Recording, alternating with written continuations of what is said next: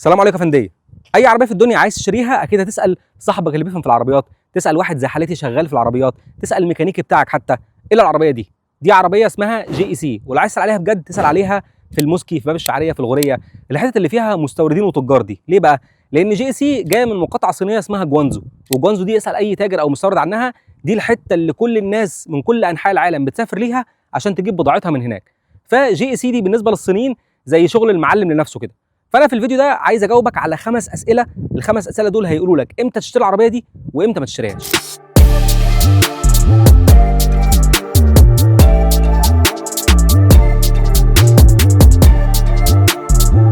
قبل ما اقول لك الاسئله عايز اعرفك على العربيه الاول، اسمها GEC GS4 ماكس، والعربيه دي هي الجيل الثالث من العربيه GS4، وGS4 دي اتقدمت قبل كده يعني في مصر، بس العربيه جايه بتحديثات كتير جدا، وكلمه ماكس دي بيقولوها عشان العربيه فيها فئه واحده بس، سعرها 1,440,000 جنيه ومليانه تجهيزات. ولو اشتريت العربيه دي او اي عربيه ثانيه وعايز تحمي الدهان بتاعها وتخليه بنفس الحلاوه اللي هو فيه دلوقتي ده وهي زيرو، ممكن تبص على اللينك تحت على كاربرجيني عشان تعرف اكتر عن افلام الحمايه. تعال بقى نتكلم في الاسئله، واول سؤال فيهم، هل هي عربيه عائليه؟ لو انت جايب العربيه دي عشان العيله هي مناسبه للعيله، بس مناسبه ليه للعيله بقى؟ اول حاجه عندك موضوع الريموت ستارت، انك ممكن تدور العربيه من الريموت من بره قبل ما تنزل من البيت، فالعربيه تبرد نفسها قبل ما تنزل في الحر، ودي حاجه حلوه جدا للعائلات بالذات لو معاك اطفال صغيرين بيقعدوا في العربيه. تاني حاجه بالنسبه للوسع الداخلي، فالعربيه من جوه واسعه جدا، من قدام 2 يقعدوا مرتاحين جدا، عندك مساحات تخزين كتير، الكرسي نفسه بتاع العربيه مريح، الكراسي اللي قدام مريحه قوي في القعده، ممكن تظبطها على وضعيات سواقه كتير، سواء انت عايز تقعد عالي عشان تبقى شايف الناس اللي وراك والعيال اللي راكبين معاك العربيه، او انت عايز تقعد قاعده منخفضه شويه عشان تتبسط بالقعده دي. كمان العربيه من ورا واسعه جدا، تاخد 3 اشخاص مرتاحين او تاخد شخصين قاعدين مفخدين على الاخر، المساحات اللي قدام الكنبه كويسه قوي، والعربيه من ورا فيها شنطه من اكبر الشنط في الفئه السعريه دي، 638 لتر، دي شنطه كبيره جدا وبتفتح كمان كهرباء. وعشان هي عربيه عائليه فمستوى الامان فيها كويس جدا، العربيه فيها 8 اير باجز موجودين قدام وفي النص، وكمان ورا الكنبه اللي موجوده ورا، العربيه فيها كل انظمه الفرامل المعتاده ABS EBD، والعربيه فيها ثبات الكتروني ASP، والعربيه كمان فيها باقه انظمه امان نشط، بس دي هنتكلم عنها بعدين. وعشان تبقى العربيه مناسبه للسفر والعيله، فالمساحات الزوجيه في العربيه كويسه جدا، اللي قاعدين جوه هيبقوا قاعدين مبسوطين، عندك بانوراما كمان بتبقى مخلي اللي قاعد ورا حاسس ان هو قاعد في عربيه واسعه ومرتاحه، والعربيه فيها ازاز فمين من ورا. ولو هنلخص العيوب في الحته بتاعت العائليه دي، فهي ان الكراسي اللي قدام فيها تسخين بس مفيش فيها تبريد، فطبعا في وسط الولعه اللي احنا فيها دي مش تعمل حاجه بالتسخين غير انك هتعذب نفسك، او ابنك الصغير هيفضل يشغل لك التسخين ويخليك تتشوي وانت قاعد على الكرسي وانت مش فاهم ليه انت قاعد مولع على الكرسي. والحاجه الثانيه ان الكرسي الكهرباء للسواق بس، فمراتك جنبك مش عندها كرسي كهرباء فتقعد تضايقك وتذلك بالموضوع ده. واخيرا ان السقف البانوراما ما بيفتحش، فيعني لو عايز تطلع عيل من سقف البانوراما ولا حاجه عشان وانت ماشي على الطريق الهواء يلطش في وشه، ده مش هينفع، السقف هنا ما بيفتحش. بس كده، فاحنا كده خلصنا حته العائليه بالمميزات والعيوب. المهم بقى الاداء عامل ازاي، وهل الاداء ده ينفع يخلي عيله تركب بشنطها كلها ويطلعوا على الطريق وهم مبسوطين ولا لا؟ بص، تجربه السواقه في عربيات GEC دايما تجربه كويسه جدا، العربيه دي مش مختلفه عن اخواتها خالص في الموضوع ده. العربيه دي فيها موتور 4 سلندر 1500 سي سي تربو، بيطلع قوه 174 حصان وعزم 270 نيوتن متر، ومتوصل بفتيس ديول كلاتش DCT ويت من 7 سرعات.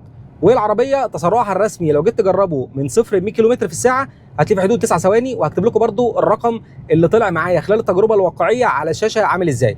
بشكل عام العربيه اتحسنت كتير عن اخواتها، بالذات في موضوع اللاج اللي كان في الاول في الطلعه، عربيه استجابه الدواسه فيها اتحسنت بشكل كبير، فتيجي تدوس تلاقي العربيه بتنط، تحسها انها متحمسه للرحله ومتحمسه للسفريه اكتر منك بكتير. فالعربيه نشيطه جدا في الطلعه بتاعتها، رقم التسارع بتاعها كويس قوي من 0 ل 100، حتى فوق ال 100 العربيه تسارعها كويس قوي ممتاز. العربيه استجابه الفتيس فيها كويسه جدا، ولكن استجابته مش DCT رياضي سريع جدا، هو اقرب للاوتوماتيك منه للDCT، في حته ديلي سنه كده ما بين النقلات وبعضها، وغالبا هم عاملين النقطه دي عشان يطولوا من عمر الكلاتشات في العربيه.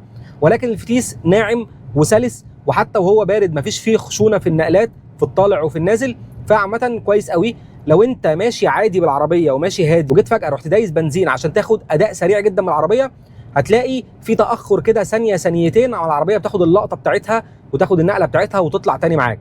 لو عايز تتغلب على النقطه دي ممكن تحط العربيه على السبورت مود، والعربيه فيها كذا وضعيه للسواقه، فهي هايله في الحته دي بصراحه. يعني النقطه الوحيده اللي انا ما عرفتش اجربها هي موضوع استهلاك البنزين، لان انا واخد العربيه ماشيه كيلوهات قليله جدا وما مشيتش بيها مسافه كبيره لدرجه انها تعدي ال 1000 كيلو، فما كنتش عارف اقيس الاستهلاك اللي طالع معايا على الشاشه 10.5 لتر، ولكن انا واثق ان هي استهلاكها احسن من كده، لان انا جربت عربيات جي اي سي كلها وكلها كان استهلاكها اقل من كده. بس انا بقول لك الرقم اللي طالع قدامي، وانا متاكد ان العربيه لما تعدي ال 1000 كيلو ولما تخلص التاليين هتديك استهلاك بنزين احسن من ده. بالنسبه للثبات في العربيه، فالثبات كويس قوي قوي قوي، الثبات ممتاز، المناوره كويسه قوي، العربيه على السرعات العاليه كويسه قوي، مفيش فيها حاجه تقلقك او تخليك وانت ماشي بالعربيه على السرعات او مسافر او بتاخد ملفات سريعه او كده تبقى خايف منها. ولكن العربيه زي ما قلت لك هي عربيه عائليه في المقام الاول، فهي مش مركزه بشكل كبير على موضوع الاداء ده.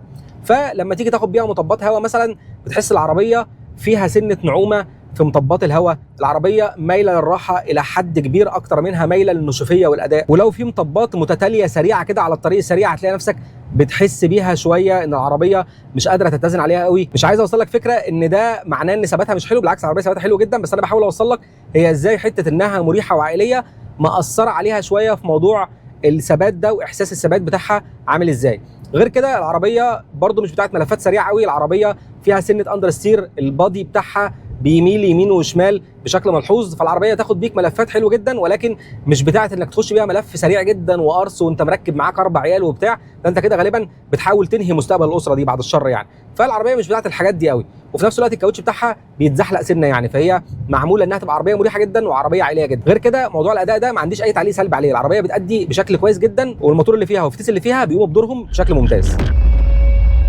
بص بصراحه من جوه العربيه مليانه تجهيزات، ولكن الاهم بالنسبه لي والحاجه المميزه قوي في العربيه دي بالنسبه لي هي عزل الصوت. عزل الصوت جوه العربيه هايل جدا، وده تحسن عن كل موديلات جي اي سي اللي انا شفتها قبل كده. في الزحمه ما بتسمعش اي صوت، حتى على السرعات المتوسطه بتسمع اصوات قليله جدا، ما بتسمعش اصوات تفاعل العفشه مع الطريق بشكل يضايقك خالص من العربيه. والنقطه الثانيه كمان هي التكييف، تكييف العربيه دي ممتاز. كان دايما جي اي سي عندهم مشكله كده في توزيعه الهواء بتاعت فتحات التكييف، هنا مش موجود الموضوع ده، فتحات كبيره جدا بتطلع هواء بكميات كبيره جدا، بتوزع الهواء بشكل حلو جدا جوه الكابينه، فالكابينه كلها متبرده. حتى في عز ايام الصيف اللي كان بيعلم بيها الا ربنا اللي كنت بجرب فيها العربيه، كانت العربيه ساقعه بطريقه مستفزه شويتين. غير كده بقى وانت قاعد على الكرسي ده وضعيه السواقه نفسها حلوه، زي ما قلت لك تبقى شايف العربيه كلها، النقط العاميه اللي حواليك قليله جدا، شايف حتى الازاز اللي وراك كويس، القايم اللي قدام مش مضايقك بشكل كبير، الحته اللي تحت منه عريضه شويه ولكن مش مضايقك بشكل كبير. ولكن الحاجه اللي كانت مضايقاني شويه هي شاشه العدادات ال7 بوصه الصغيره دي، حاسسها اوت ديتد كده، حاسسها قديمه شويه، وكانت محتاجه جرافيكس اكتر من كده وامكانيات اكتر من كده وطريقه اسهل في الاستخدام والتحكم فيها، على عكس مثلا الشاشه الرئيسيه ال10 بوصه استخدامها كان كويس قوي، فيها اوبشنز كتير بزياده، تقعد تعدل وتغير حاجات كتير جدا في العربيه، وكانت استجابتها سريعه وبتوصل منها اللي انت عايزه بسهوله، الموضوع مش صعب قوي يعني. ولكن جي اي سي شايلين كل الزراير اللي جوه العربيه، مش سايبين غير بس زرار الاوتو بتاع التكييف، وزرار تاني بتعلي وتوطي منه مروحه، وزرار تاني بتعلي وتوطي منه الصوت، وخلاص على كده. اي حاجه تانية انت محتاجها لازم من جوه الشاشه. ولكن الموضوع ما كانش مستفز بالنسبه لي قوي، خصوصا ان الشاشه بتاعتهم ولا بتهنج ولا بتفصل، وما حصلش معايا قبل كده الحوار ده خالص، فما كنتش خايف ان الشاشه تبوظ وتفصل والقصه دي تقلب بغم يعني. وعندك بقى الشاحن الوايرلس ال 50 واط اللي موجود مع تبريد للموبايل عشان الايفونات والناس التعبانه اللي زي حالتنا اللي تليفوناتها بتسخن وهي بتشحن. وعندك نظام صوت كويس في العربيه ياخد 5-6 من 10، بصراحه كان محتاجه نظام مميز اكتر من كده او حاجه براند اكتر من كده، ولكن هو صوته كويس للناس العاديه. واخيرا مستوى الخامات اللي موجود جوه العربيه كان كويس قوي، يعني مفيش حتت بلاستيك، مفيش حتت شكلها وحش، مفيش حتت ملمسها وحش جوه العربيه وانت قاعد، فالحقيقه ان انت تبقى مبسوط يعني. بس المهم برضو فوق الحاجات دي كلها الامان النشط، الامان النشط والتكنولوجيا بتاعته شغاله ازاي. كل العربيات دلوقتي فيها تجهيزات امان نشط، كل العربيات بتحذرك من التصادم الامامي وفيها فرامل طوارئ وكل الحاجات دي، بس المهم الكفاءه بتاعتهم عامله ازاي. فانا قررت ان انا في الفيديوهات بعد كده هديك رقم كده من 10 على كفاءه انظمه الامان النشط اللي موجوده في العربيات، بحيث ان هو يبقى فيه تقييم كده عام هي كتجربه واقعيه عامله ازاي. العربيه دي كتجربه انظمه الامان النشط اللي فيها اللي هي تحذير من التصادم الامامي، وموضوع فرامل الطوارئ لو حد لا قدر الله طلع قدامك او في عربيه وقفت قدامك فجاه، موضوع ان العربيه فيها ترافيك جام اسيست، العربيه بتساعدك وانت ماشي في الزحمه ان هي تتحرك مع العربيات اللي قدامك وتقف معاهم عشان تشيل من عليك القرف بتاع قصه الزحمه دي، وموضوع تحذير الخروج من الحاره المروريه والحفاظ على الحاره المروريه انها تفضل جوه الحاره بتاعتها. الحاجات دي كفاءتها في العربيه هنا تقريبا في حدود 7-8 من 10 على دقه شغل الانظمه وسرعه التقاطها لاي مشكله بتحصل، ويمكن تاخد 8.5 من 10 كمان. العربيه شغاله بكفاءه حلوه جدا، وحتى في الطرق اللي مش مرسوم فيها خطوط كويس والحاجات دي كلها العربيه بتشتغل بكفاءه كويسه جدا. والاهم ان العربيه ما عندهاش ردود افعال عبيطه، لان دايما العربيات اللي فيها امان نشط ليها ردود افعال عبيطه كده، اللي هو كيس عدى، حد نزل رجله من على الرصيف، مش عارف ايه. لا، العربيه عاقله بتبقى فاهمه كويس الفرق ما بين ان في حاجه خطر بجد وان في حاجه هبل بتحصل قدامك. النقطه السلبيه الوحيده في موضوع الامان النشط في العربيه هنا ان العربيه فيها كل التجهيزات دي بس ما فيش فيها مراقبه للنقط العاميه، ما فيش فيها بلايند سبوت اسيست، ودي حاجه غريبه جدا ولكن هي مش موجوده هنا في العربيه، فانا قلت اقول لك عليها. لكن عامه العربيه في الامان هايله هايله هايله في تجهيزات الامان اللي موجوده فيها. طيب نهايه الكلام بقى، الخلاصه في العربيه الجي سي جي اس 4 ماكس، لو انت عايز تحط فلوسك في العربيه تشتريها امتى وما تشتريهاش امتى؟ اول حاجه بالنسبه للقيمه مقابل السعر، فالعربيه سعرها كويس قوي بالنسبه لعربيات الفئه دي. عربيه حجمها كبير، واسعه جدا من جوه، شنطتها كبيره، ادائها كويس قوي، فيها كل التجهيزات اللي انت عايزها، وفيها امان نشط، وفيها كل الشقلباظات والحاجات. فهي بالنسبه للسعر ده في العربيات اللي موجوده في الفئه السعريه دي، العربيه سعرها كويس قوي قوي قوي، وتقدم لك باكج متكامله جدا. تجيبها امتى؟ تجيبها لو عايز عربيه عائليه، لو عايز عربيه للاستخدام اليومي، عربيه ادائها كويس قوي، عربيه سريعه، عربيه فيها تجهيزات كتير وفيها مستوى امان هايل جدا. ما تجيبهاش امتى؟ ما تجيبهاش لو انت عايز عربيه كروس اوفر في الفئه السعريه دي مرتكزه على فكره الاداء الرياضي. يعني لو انت عايز عربيه للاداء الرياضي، لا يعني ممكن تجيب عربيه زي ام زوم، حاجه اصغر شويه، حاجه ثباتها احسن شويه، حاجه مدياك متعه اكتر زي الام باو والكلام ده. العربيه دي مركزه اكتر على فكره العائليه من فكره الاداء، على الرغم ان ادائها كويس. الحاجه الثانيه، لو انت بتحب التكامل قوي في التجهيزات، حته ان الكرسي اللي جنبك مش كهرباء، حته ان مفيش ميموري في الكرسي بتاع السواق، مفيش هيد اب ديسبلاي، الحاجات دي بتضايقك وبتعفرتك، يبقى بلاش منها. ولو انت عايز العربيه الجرافيكس بتاعه الانفونتينمنت بتاعها تبقى احدث حاجه في الدنيا وشكلها متطور قوي عصري، لان هنا الجرافيكس اوت ديتد شويه بالنسبه للعربيات الموجوده في الفئه دي. فدي كده الخلاصه بتاعه الجي سي جي اس 4 ماكس. العربيه ممتازه جدا وسهل ان انت تبص عليها. اعملوا لايك وشير للفيديو ده، وشكرا ان انتوا اتفرجتوا عليه، وشوفوا كمان المحتوى التاني اللي احنا هنعمله على بقيه المنصات، وهتلاقوا اللينكات بتاعتها تحت الفيديو ده.